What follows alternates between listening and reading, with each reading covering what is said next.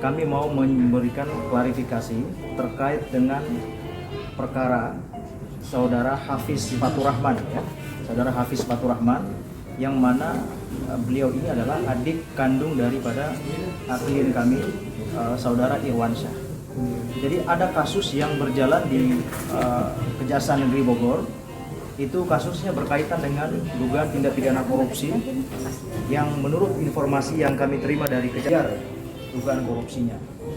Pertanyaan yang kemudian muncul, mengapa Ibu Zaskia Sungkar kemudian ikut diperiksa pada saat itu?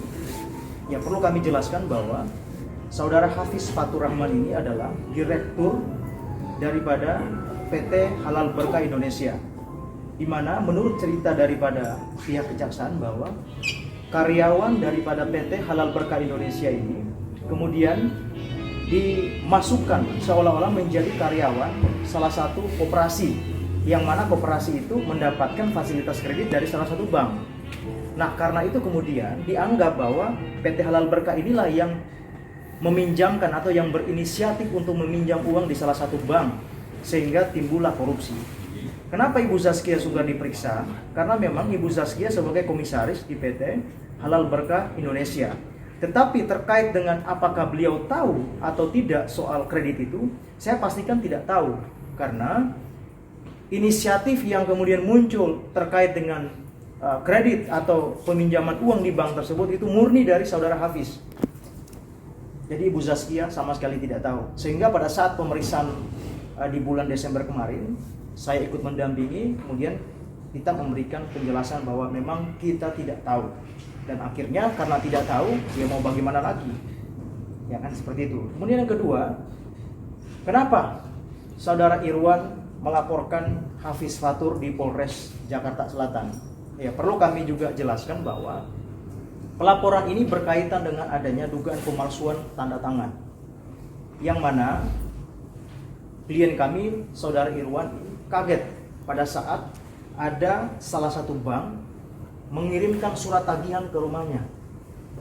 Ada salah satu bank swasta mengirimkan surat tagihan ke rumahnya bahwa Irwan sudah tidak bayar cicilan terkait dengan adanya peminjaman uang di salah satu bank swasta tersebut. Ya, Irwan kaget loh, kenapa bisa saya ditagih? Saya tidak pernah kredit.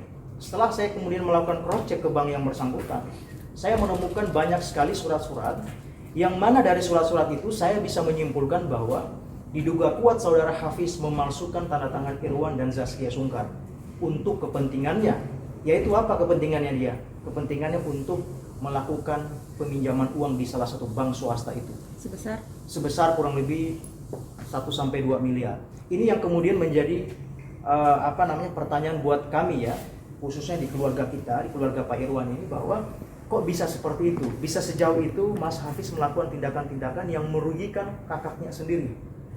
Karena sertifikat yang dijaminkan di bank tersebut itu atas nama Irwansyah. Sertifikat rumah atas nama Irwansyah. Kenapa bisa diagunkan atas nama orang lain? Saya tanya Mas Irwan, pernah nggak bertemu dengan pihak banknya? Irwan bilang tidak pernah bertemu dengan pihak banknya. Saya tidak mau juga kemudian tiba-tiba menyimpulkan apa yang disampaikan klien kami, kan. Saya juga kemudian melakukan cross check kepada pihak bank. Pernah nggak bertemu dengan Irwan? Atau minimal sekali begitu, kan, lihat dia mengajukan pinjaman. Mereka mengatakan tidak pernah. Justru mereka sering bertemunya dengan Hafiz. Loh, sekarang cari Hafiz. Kita sama-sama. Anda dirugikan, klien kami juga dirugikan. Karena rumah tersebut sudah dipasangkan plang, jadinya ya kami somasi banknya. Dan hari ini kami sudah adukan banknya kepada OJK. Bang, ini sertifikat. Ada surat kuasanya, ada surat pernyataannya, ada surat peralihan haknya ketika terjadi tunggakan, semua ada. Jadi secara administrasi perbankannya itu clear, ada semua. Hanya saja yang menjadi pertanyaan, kok itu bisa terjadi sementara Irwansyah satu kali pun tidak pernah bertemu dengan bank? Kok bisa itu terjadi, begitu loh. Nah, kok bisa tiba-tiba rumah orang mau dilelang? Loh, lewat siapa kreditnya? Makanya kita laporkan. Karena ini nggak bisa dibiarkan. Ini bukan satu rumah, ini banyak rumahnya, ada 3-4 rumah atas nama Irwansyah. Begini modelnya sama. Bang, Itu karena Mas Irwan merasa tidak pernah mengajukan pinjaman uang dan tidak pernah mengajukan kredit di salah satu bank tersebut, akhirnya di bulan November kemarin saya selaku kuasa hukum dari Irwan dan Zaskia membuat laporan di Polres Jakarta Selatan berkaitan dengan pemalsuan surat. Karena memang yang kami temukan di situ ada perjanjian kredit, kemudian ada surat pelepasan hak, kemudian ada surat pernyataan yang di situ saya lihat ada 2 tanda tangan di situ, ada tanda tangan Zaskia dan juga ada tanda tangan Irwan. Yang mana faktanya Irwan tidak pernah, sekalipun tidak pernah bertemu dengan pihak bank. Nah akhirnya tadi per hari ini saya sudah somasi banknya.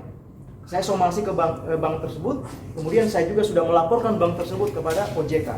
Kenapa? Karena ini menarik. Orang tidak pernah bertemu dengan banknya, orang tidak pernah mengajukan kredit terhadap bank itu, tiba-tiba dapat tagihan. Bahkan rumahnya dia yang di Bintaro, ya, itu mau disita oleh bank. Dari surat yang kami terima dari bank tersebut, mau disita.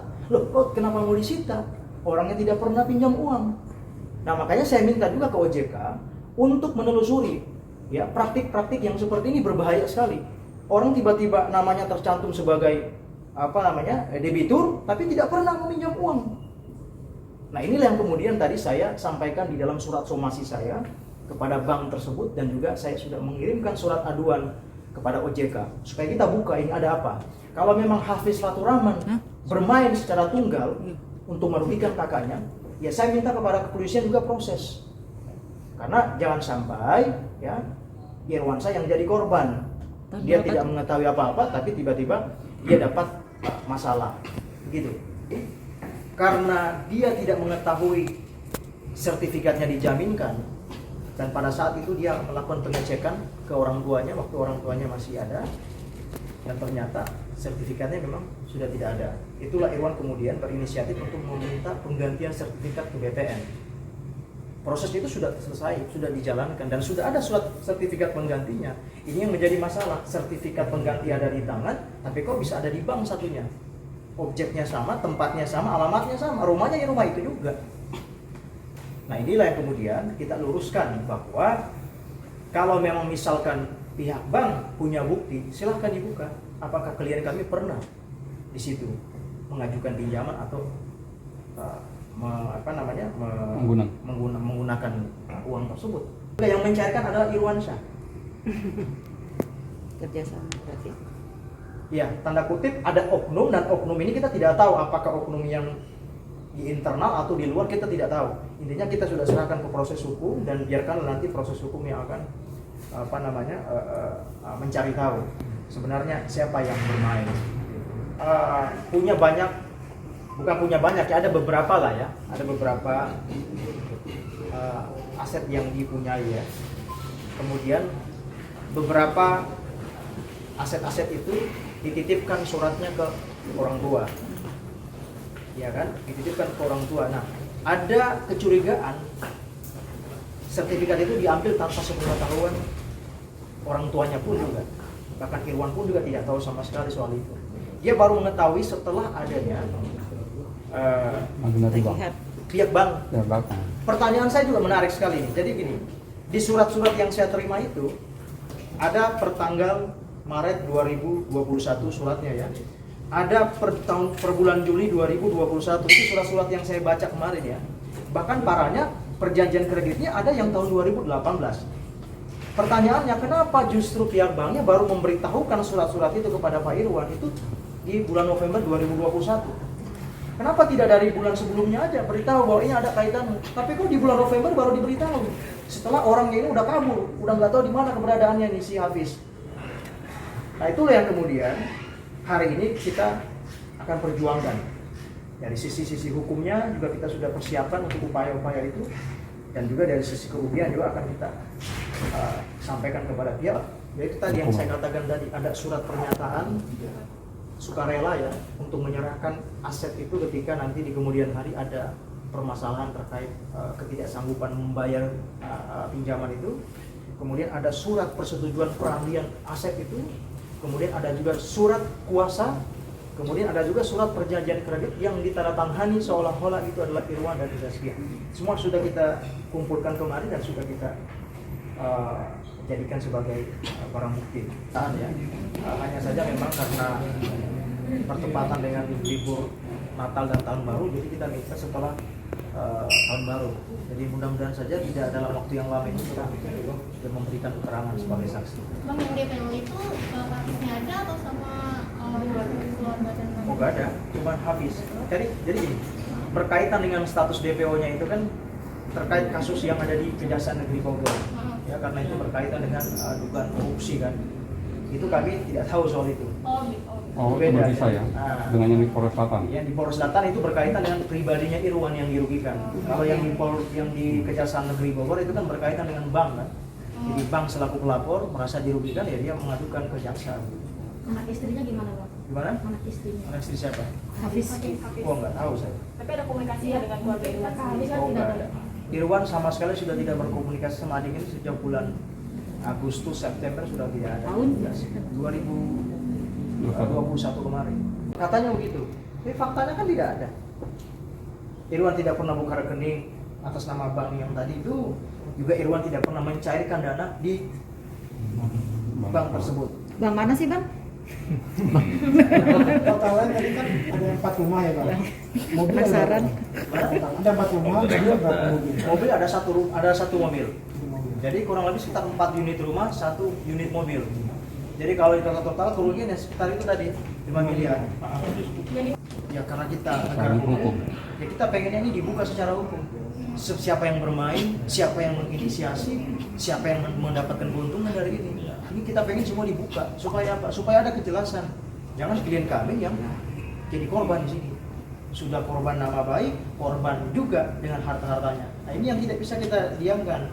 Makanya kita melaporkan hanya untuk mau mengklirkan aja. Sebenarnya siapa sih ini yang bermain di sini?